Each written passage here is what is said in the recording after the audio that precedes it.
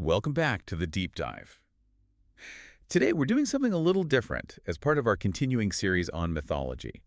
Usually, when we tackle a mythology, whether it's the Greeks or the Norse, we sort of have a map. We know where the gods live, we know where the humans live, and we have a book or a set of books that tells us the rules. Right. There's a framework. There's a Hesiod or an Edda to guide you. Exactly. But today, we are throwing the map away. We have to. Because where we're going, maps don't really work. We're stepping into the mist. We are talking about the Celtic world. And I don't just mean, retelling the stories of King Arthur or Cuchulainn, though we will definitely get there. We're trying to do something much harder. And much more fundamental. We're trying to reconstruct the Pan-Celtic ontological framework. Yeah. Which is, I know, a very fancy way of asking, how did an Iron Age person in Ireland or Wales actually see reality? What did it feel like to be them? It is the fundamental question. And it's so difficult because, unlike the Greeks with Homer or the Romans with Virgil, the Celts didn't leave us a manual. There is no Celtic Bible.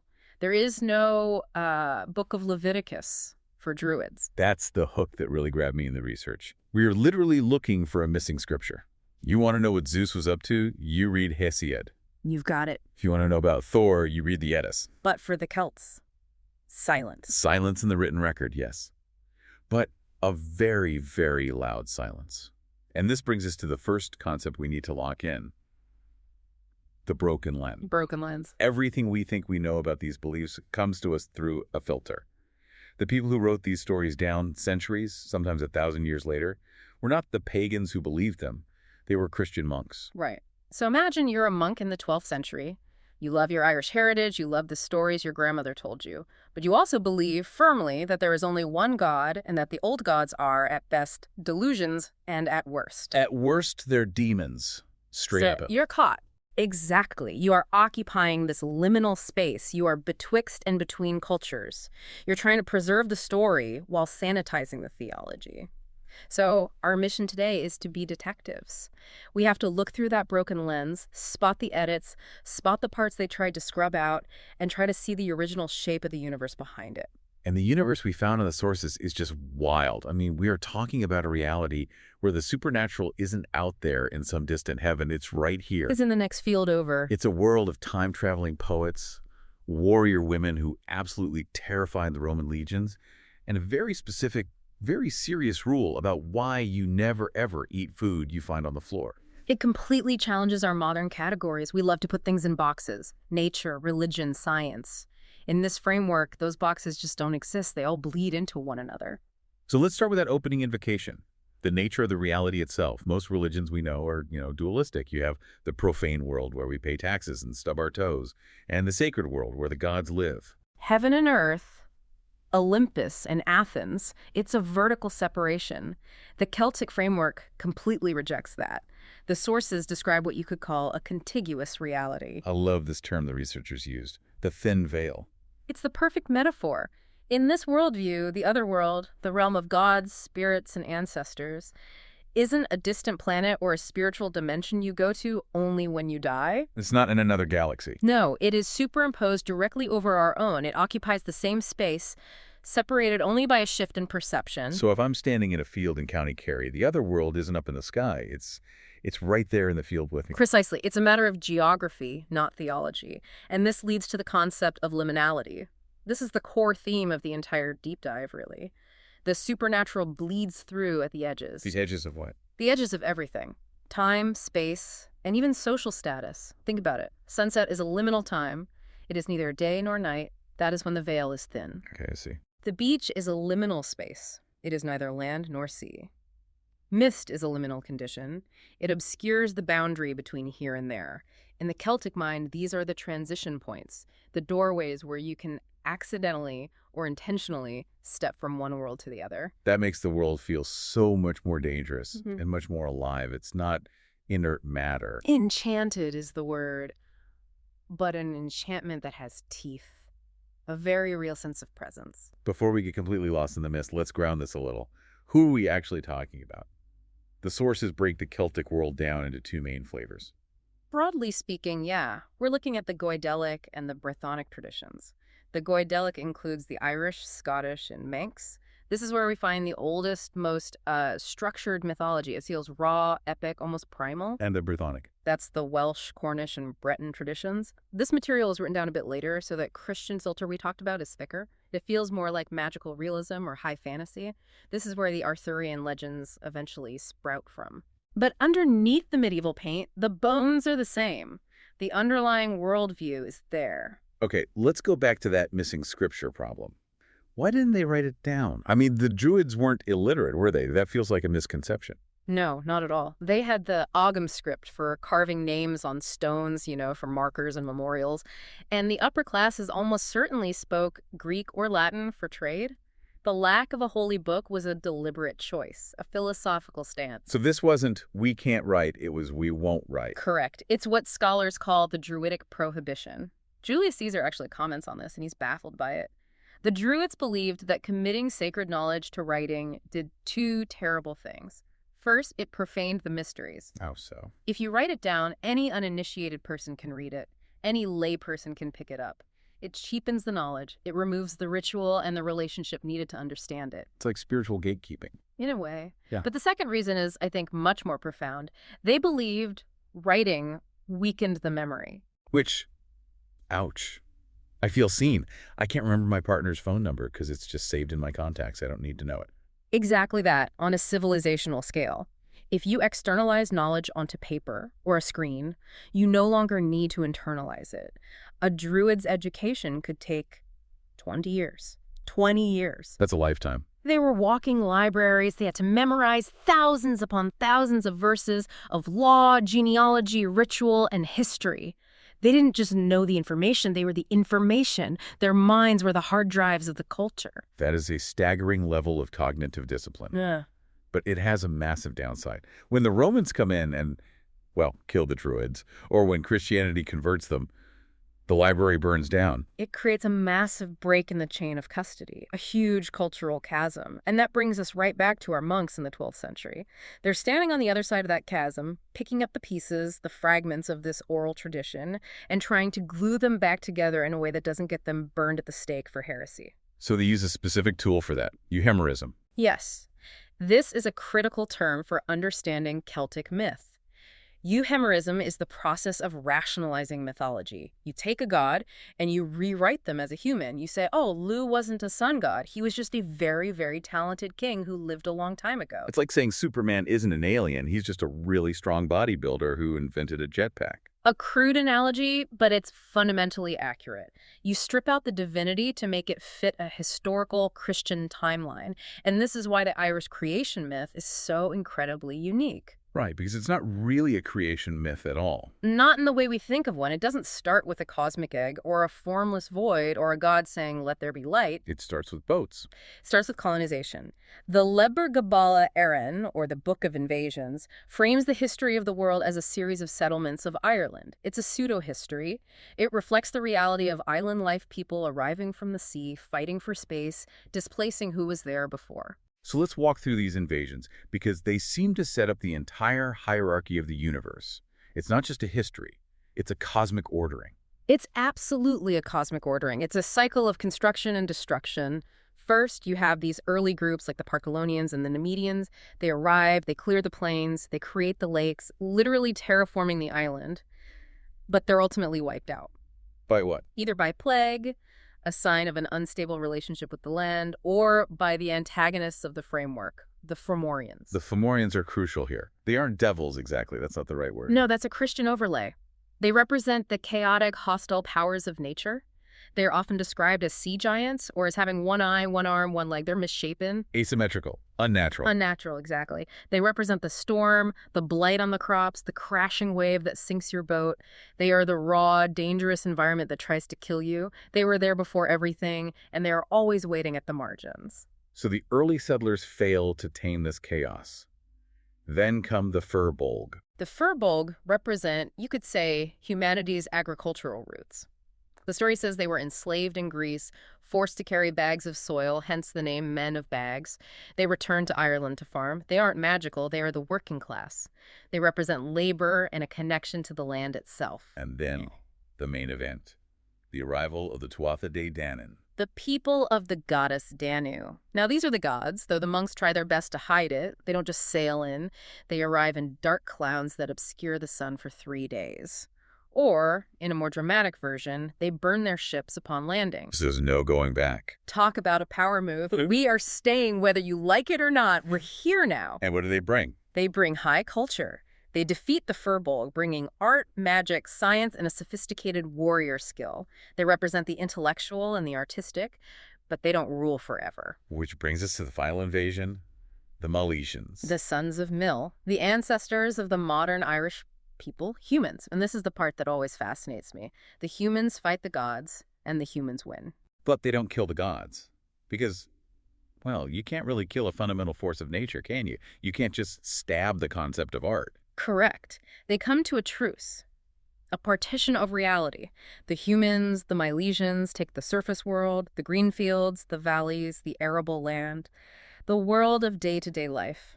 And the Tuatha De Danann agree to retreat into the Seedy. The mounds. The hollow hills, the ancient burial cairns that dot the Irish landscape, they move sideways into the landscape. This establishes that contiguous reality we spoke of at the beginning. The gods are still there, living in a parallel dimension physically located inside the earth. So you're out there farming your field, and literally 10 feet below you, there is a god having a feast in a crystal hall. Precisely. And that proximity dictates the entire culture. If your neighbors are powerful, volatile, occasionally grumpy deities, you need a very specific kind of diplomacy. You need the professionals, you need the druids. So let's look at that divine hierarchy, or maybe the human hierarchy that interfaces with the divine.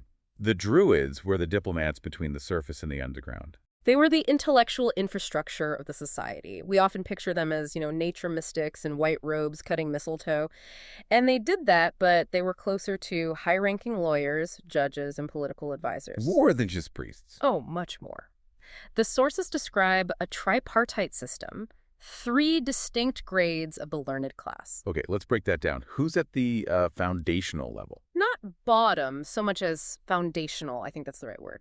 The bards, or the fillid. We think of bards as entertainers playing a lute in a tavern. But in this society, they were the guardians of history, genealogy, and the law, and they carried a weapon that was feared more than any sword. Satire. Glam Dyson. A satire so powerful it could ruin you. This was a shame culture, not a guilt culture. Your public standing, your honor, was everything. A bard could compose a satire so biting, so humiliating, that it was believed it could literally raise blisters on a king's face. Wait, literal physical blisters? That was the belief. If the satire was justified, if the king was actually being stingy or cowardly or unjust, the words of the poem would physically manifest as disfigurement. A bard could dethrone a king with a rhyme. That's incredible power. Remind me never to insult a poet in Iron Age Ireland. It's good advice. Then you have the next level up, the ovats, or vats. These were the technicians, you could say. The seers, healers, the natural philosophers. They understood the medicinal properties of plants. They read the future from the flight of birds or the patterns in smoke. They dealt with the messy business of prophecy and death. And the top tier. The druids proper, the theologians, the supreme judges, the philosophers, they had the power of excommunication, which was a social death sentence. It was said they could stop a battle just by walking onto the field. They held the entire society together through law and ritual. Now, we have to bust a common myth here. I think a lot of us picture a bearded old man, like Gandalf when we hear druid. But the sources paint a very different picture. A much more inclusive one, yeah. The idea of an all-male priesthood is largely an 18th century romantic invention. The historical and archaeological record gives us the Bandrui, the female druid. And we have an eyewitness statement for this from the Romans, of all people. We do, the historian Tacitus. He describes the Roman assault on the island of modern-day Anglesey in 61 AD. This was, for all intents and purposes, the Vatican of the Druids. The heart of their power. Absolutely. And as the Roman soldiers are standing on the beach, psyching themselves up to cross the strait, Tacitus describes women running between the Celtic ranks. Because he calls them Furies. He does. Dressed in black, hair disheveled, brandishing torches, screaming curses at the invaders. These weren't camp followers. These were ritual specialists, priestesses, invoking divine wrath. They were an integral part of the spiritual defense system. It's such a powerful image. The Romans, the greatest military machine in history, frozen in fear not by swords, but by women screaming curses at them from across the water. It speaks to the power of belief. and the power of these women. But let's talk about who they were cursing to. The gods. The Tuatha De Danann. The personalities in this pantheon are just fantastic. They feel very human, very flawed, very relatable in a strange way. They aren't distant, abstract perfections. Take the Dagda. He is the all-father figure, the good god, which doesn't mean morally good, but good at everything, all capable. Right. But he's portrayed as a bit of a slob. He is. He wears a tunic that's too short, leaving his buttocks exposed. He eats enormous amounts of porridge. He's earthy. He's lustful. He's a bit comical. But he's also terrifyingly powerful. He holds the club of the Dagda. One end kills 9 men with a single swing. The other end, if touched to a corpse, brings it back to life. He's the balance of life and death in a single, rough-hewn, slightly undignified figure. And he has the cauldron. The cauldron of plenty. It never runs dry. No company ever went away from it unsatisfied. It represents the endless bounty of the earth, the idea of hospitality and nourishment, if treated with respect. Then we have the polar opposite in a way, the Morrigan. The Phantom Queen, or the Great Queen. She is the triple goddess of war, fate, and sovereignty. She is the one you do not want to see before a battle. She has a very specific and very chilling way of telling you that you're going to die. The washer at the ford. It's a recurring image. If a warrior is riding to battle and sees a woman washing bloody armor in the river and he recognizes that armor as his own, it's over. She doesn't kill you herself. No, she's not an executioner. She's a prophet. She just tells you that death has already arrived. Your fate is sealed. She's also associated with crows and ravens, the birds of the battlefield. And she's intimately tied to the land itself. You can't be king without her blessing. Exactly. This is the core concept of sovereignty. The land is a goddess. The king is ritually married to the land. If the king is good, just, and strong, the land is fertile. If the king is bad, the crops fail and the cows go dry. Which leads us to the strange story of Nuada. This is a perfect example of that political theory in action. Nuada of the Silver Hand, or Nuada Ergetlam. He was the king of the gods. He led them to victory against the Firbolg in the first battle of Mag Tuired, but in that battle, he lost his arm. He's a war hero. He should be celebrated. He is, but he can no longer be king. Brehon law and divine law requires the king to be unblemished, physically perfect. A physically broken king implies a broken relationship with the land. It's a bad omen. He had to abdicate. That is just brutal. Thanks for your service and your arm, but you're fired. It's an absolute law. It creates a leadership crisis among the gods. But eventually, the physician god Dien Checht makes him a fully functional, articulated arm out of silver. It becomes whole again. Artificially whole, yes. And because he's no longer blemished, he can reclaim the throne. But it underscores that physical perfection and political legitimacy were one and the same. The king's body was the body politic. Now, what about the Welsh side of the family, the Mabinogion? The figures there seem quieter, a little more hidden. They are more disguised. That Christian filter is heavier, as we said. They aren't explicitly called gods. They are the House of Dawn or the House of Lure. They're presented as magical royalty, but you can see the divine archetypes shining through. Like Bran the Blessed. Bran the Blessed is a perfect example. He's a giant king. He's so big, he literally wades across the Irish Sea because no ship can carry him. He forms a bridge with his own body for his army to cross a river. He's a living landscape. And his death is just one of the most bizarre and wonderful things in any mythology. It's incredible. He is wounded in the foot with a poisoned spear, a classic motif of the wounded king. He orders his men to cut off his head, but the head doesn't die. It keeps talking. It keeps talking, telling stories, giving advice. It becomes a companion. They feast with the living, speaking head of Bran for 80 years in a magical hall where time stands still. Just a severed head drinking wine and telling stories. Eventually, they follow his final instructions and bury his head in London on what is now Tower Hill, facing France. It becomes a talisman of protection for the island of Britain. As long as Bran's head is there, no foreign invasion can succeed. It's the original national defense system. Moving from gods to heroes, we have to talk about the Irish Iliad, the Ulster cycle, and specifically the central figure, Cuchulainn. The Hound of Cuchulainn. He is the archetype of the hero. A demigod, son of the god Lu. But unlike the Greek heroes, who are often just, really strong and handsome. Like Achilles or Hector. Right. Cuchulainn is unstable, volatile. He's talking about the warp spasm. The Rheastrad. This is where the source material gets visceral and genuinely disturbing. When Cuchulainn gets into his battle fury, he doesn't just get pumped up, he physically deforms. The description is actually horrifying. It sounds like something out of a modern horror movie. It's body horror. The texts say his muscles swell and rotate in his skin.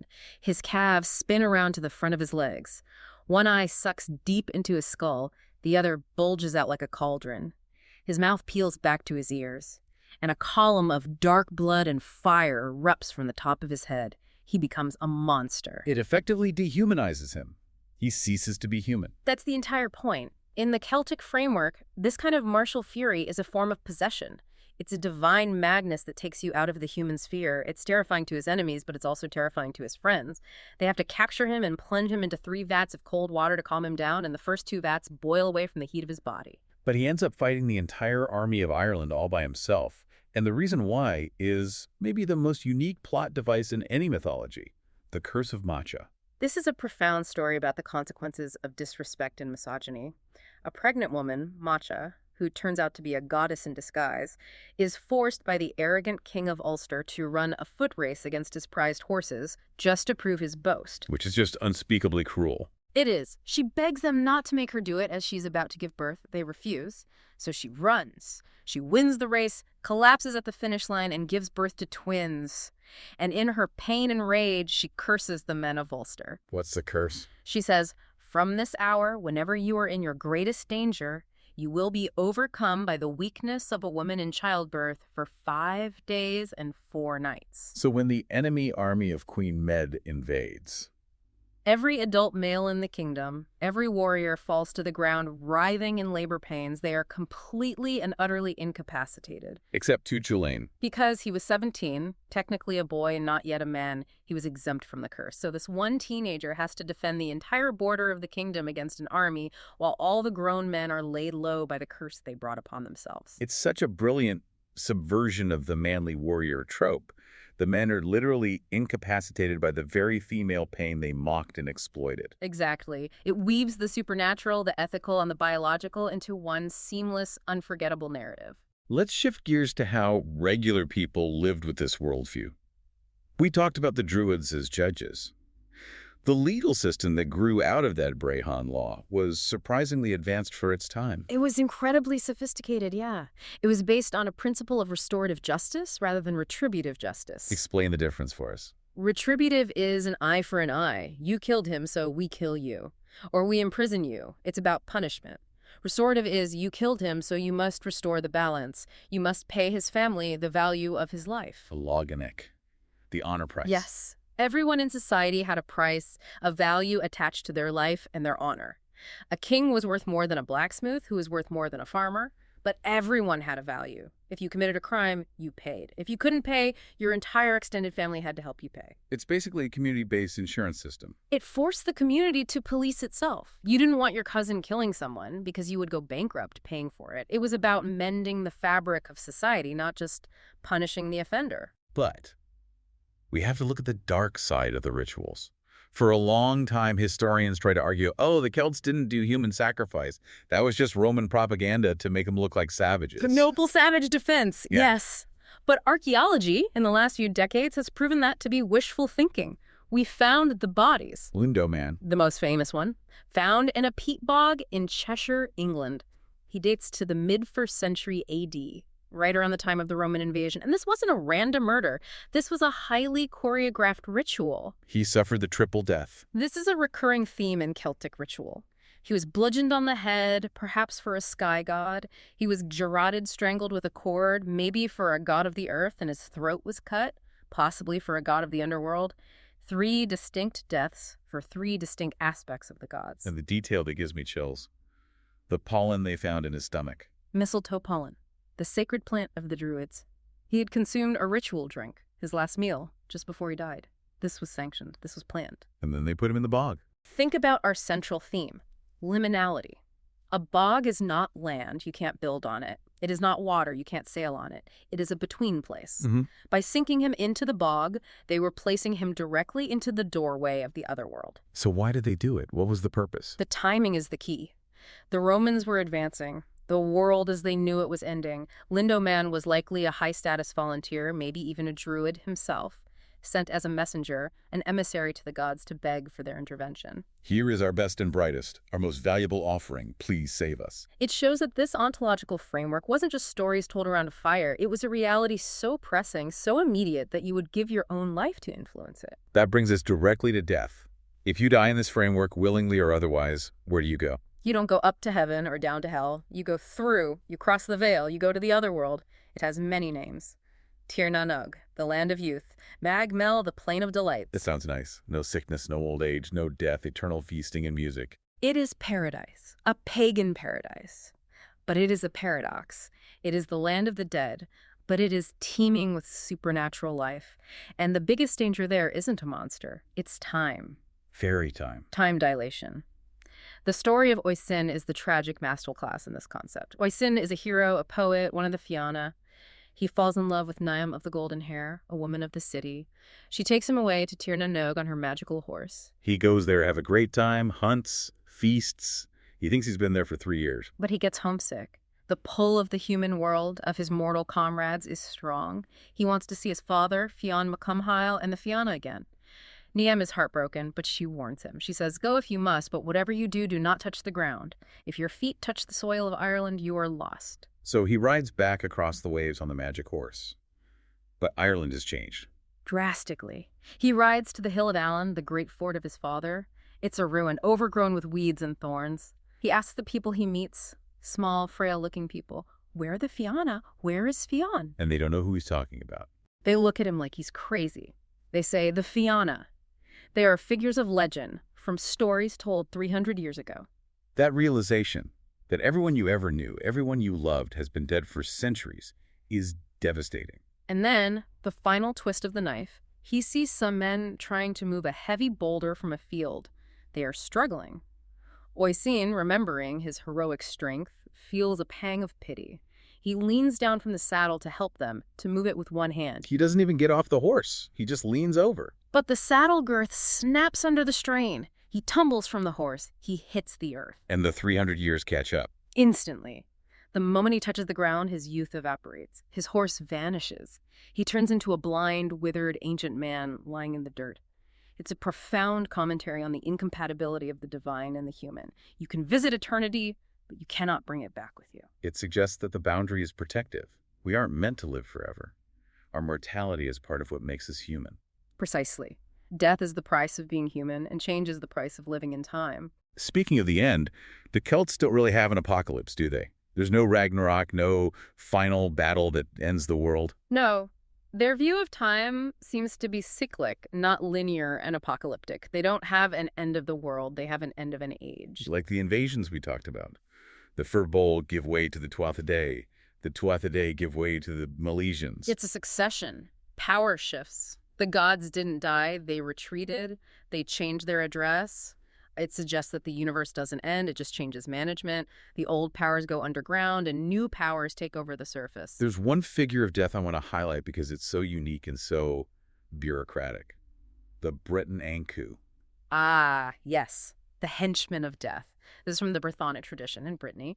The Ankou isn't a god. He isn't some terrifying demon. He's a worker. He has a job to do. The civil servant of the afterlife. Exactly. The tradition says that the last person to die in a parish each year becomes the Ankou for the next year. It's a rotating shift. Well, Bad luck, John. You died on New Year's Eve at 11:59. You're driving the cart for the next 12 months. it grounds death in the community in a way I've never seen elsewhere.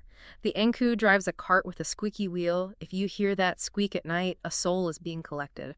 But it's not a demon from hell, it's your neighbor from down the road.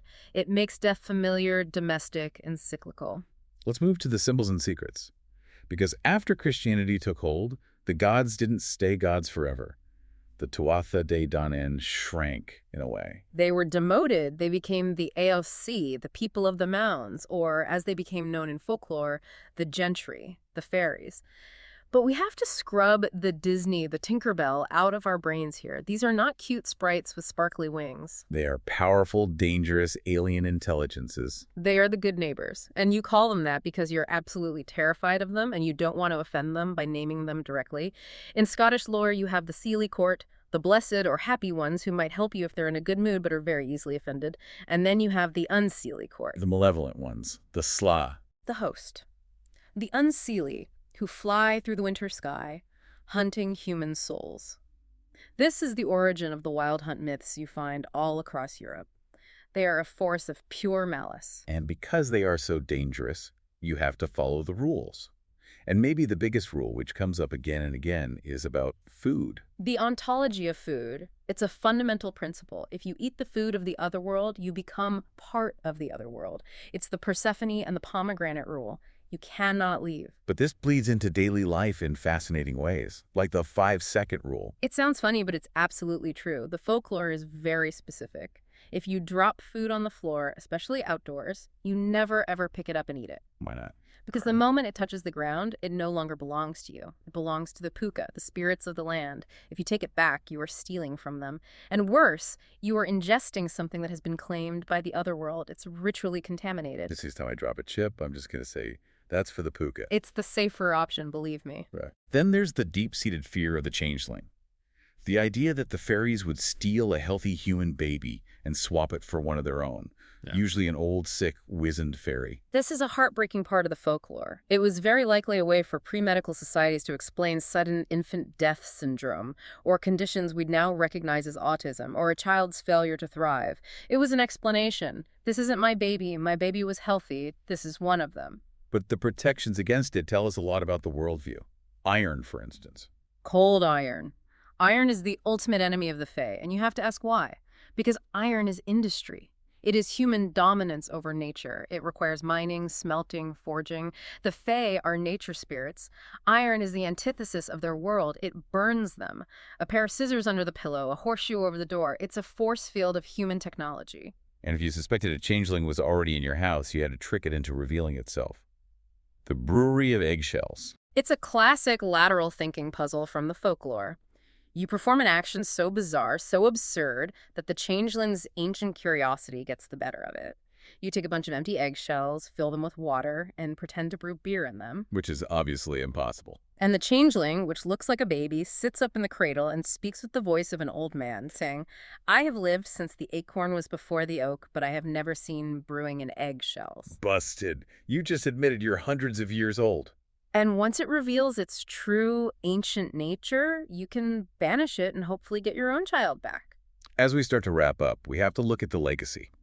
Because even though we don't speak Old Irish or live in roundhouses, we are still living inside this framework in many ways. We are living in their calendar, absolutely. The Celtic year was defined by 4 great fire festivals marking the cross-quarter days, and we still celebrate them just with different names. It's November 1st. The Celtic New Year, the beginning of the dark half of the year, the time when the veil between the worlds is at its thinnest. We call it Halloween. The masks, the fear of spirits walking the earth. That's pure Celtic ontology. Imbolc. February 1st, the beginning of spring, the lactation of the ewes. It was sacred to the goddess Brigid. The church couldn't stamp it out, so they turned her into Saint Brigid. But the date and the associations with fire and milk and healing remained exactly the same. Beltane. May 1st, the beginning of summer, the great fire festival of fertility.